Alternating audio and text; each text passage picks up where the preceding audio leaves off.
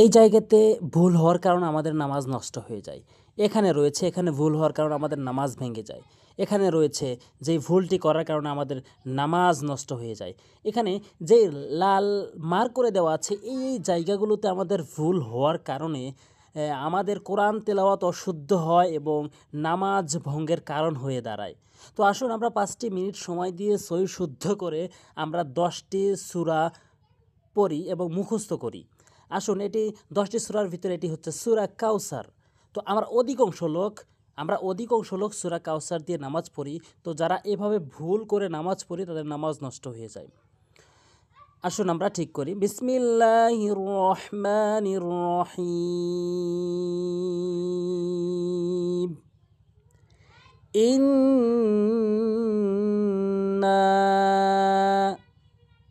এখানে আমরা ওয়াজিব গুনাহ করি না, আমরা ওয়াজিব গুনাহ করতে হবে। আমাদের ওয়াজিব গুনাহ হচ্ছে মিমে আর নুনে যদি এই কালাওয়ালা চিহ্নটি দেখেন তাহলে অবশ্যই নাকের ভিতরে নিয়ে গুনাহ করবেন, যেমন এভাবে গুনাহ করবেন। তারপর নুন জবর না, নুন আলিফ জবর না, এখানে 3 আলিফ টেনে পড়বেন। যেই হরফের উপরে এবার এরকম ঢেউ চিহ্ন দেখবেন সেই হরফকে আপনি 3 আলিফ করে টেনে পড়বেন।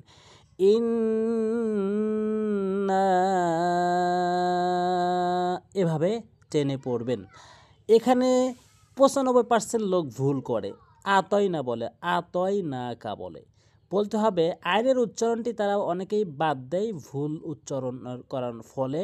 এভাবে বলে আতই না, বলতে হবে আতই না, আতই না। আইনটা হলকের মাঝখান থেকে আইন হামজা আইন জবর তয়া জবর তৈ, নুন খারা জবর না, কাফ জবর কা, তৈ না কা।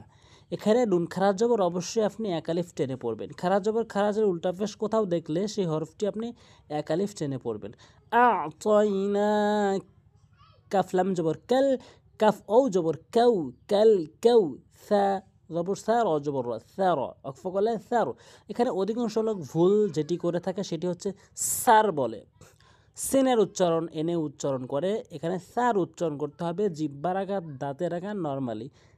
স্যার স্যার, কেউ স্যার, কেউ স্যার।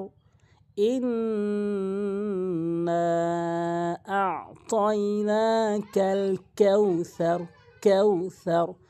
ফাসল্লিলি, ফাজর ফা সতলাম যাব সল্লাম জেরুলি, ফাসল্লিলি। সতের উচ্চারণ করবেন, সার উচ্চারণ করবেন না। সার উচ্চারণ করা যাবে না, সিনের উচ্চারণ করা যাবে না, একটা সতের উচ্চারণ করতে হবে। সতের উচ্চারণ হচ্ছে জিব্বার আগা এবং উপরে নিচে 2টি দাঁতের আগাতে লাগাতে হবে। ফসল, ফসল, ল্যামজেরিলি, ল্যামজেরিলি, ফসল লিলি।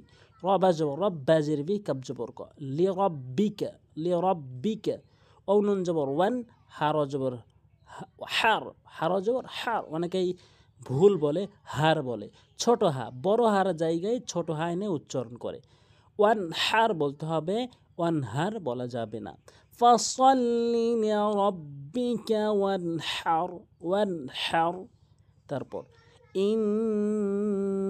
ওয়াজিব গুন্না করবেন, যেই গুন্নাটি এখানে করেছেন। মিমে বা নুনের তাসদীদ হইলে ওয়াজিব গুন্না করতে হয়। ইন্না, শিন আলিফ জবর শা, 1 আলিফ টানবেন, শা। নুন জেরে নি, হামজা জবর আ, নি আ কা, নি আ, কাব জবর কা, নি আ কা, শা নি আ কা। শা 1 আলিফ টান দিয়ে পরেগুলো দ্রুত পড়বেন। শা নি আ কা। হুয়াল, হাপে শু ওয়ালাম জবর ওয়াল, হুয়াল, হামজা বা জবর আবে। অনেকেই 100% লোক বললেই চলে, এখানে ভুল বলে, বলে আবতার। বলতে হবে আবেতার। কলকলার 5টি হরফের ভিতরে 3টি হরফ রয়েছে নিচের দিকে ধাক্কা, বা জিম দাল। এই 3টি হরফের উপরে যখন জজম হবে তখন নিচের দিকে সাউন্ড হবে, এবং কফ তয়ের উপরে জজম হলে উপরের দিকে সাউন্ড হবে। এটি নিচের দিকে আবে, আবে। তা জবর তা, রপে শুরু, তেরু, আবে তেরু, আবে তেরু, আবে তেরু। ইন্না শানিআকা হুয়াল আবতার।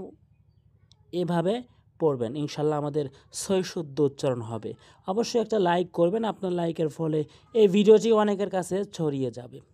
আর চ্যানেলটি সাবস্ক্রাইব করে রাখবেন পরবর্তী ভিডিও পাওয়ার জন্য। আসসালামু আলাইকুম ওয়া রাহমাতুল্লাহি ওয়া বারাকাতুহু।